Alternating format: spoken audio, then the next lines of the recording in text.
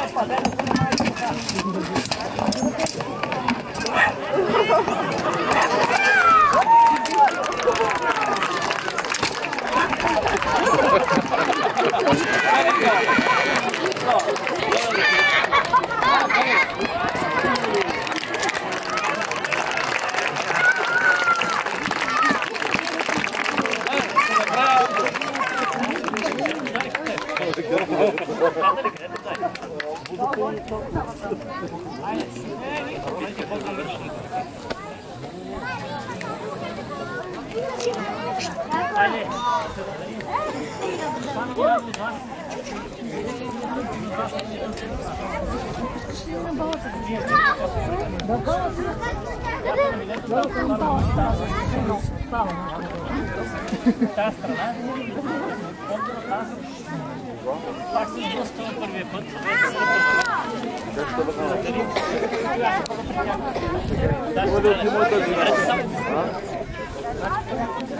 Не напъвайте, моля ви се.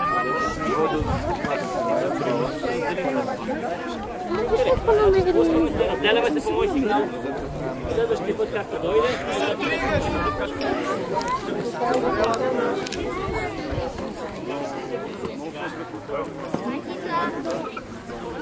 Дай повече, бе, какво да направи?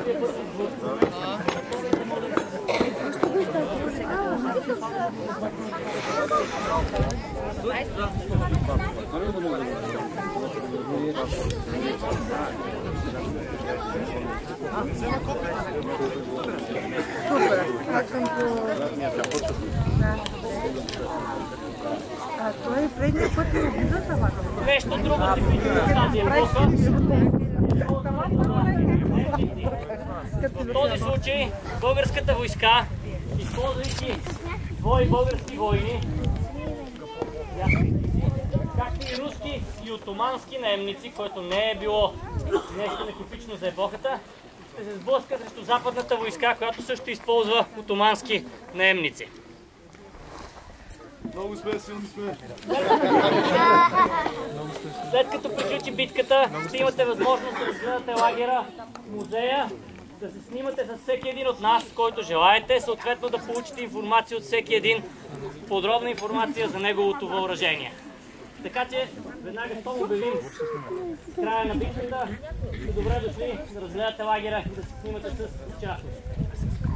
Използвам случая да направя кратко представяне, сигурно вече са ви казали, но този е поредния лагер, който се организира в Червен от Варненската организация с нестопанска цел Чигот и от Софийската организация Модус Вивенди.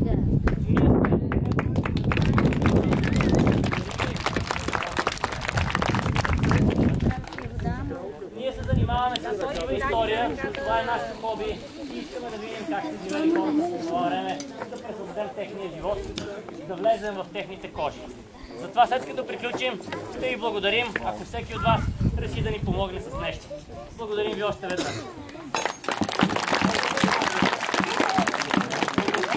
Това ще мине другата страна, видите ли? Това казвам не напъвайте. А така!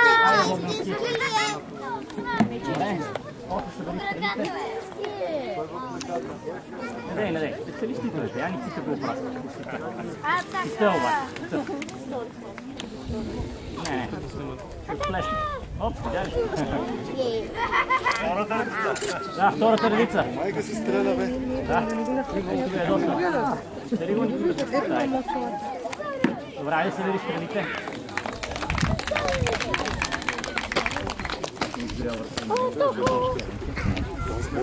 Така, айде, леко.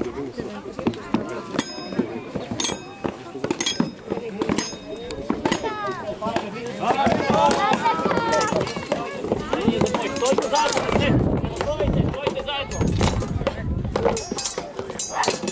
Айде, отстъпвайте.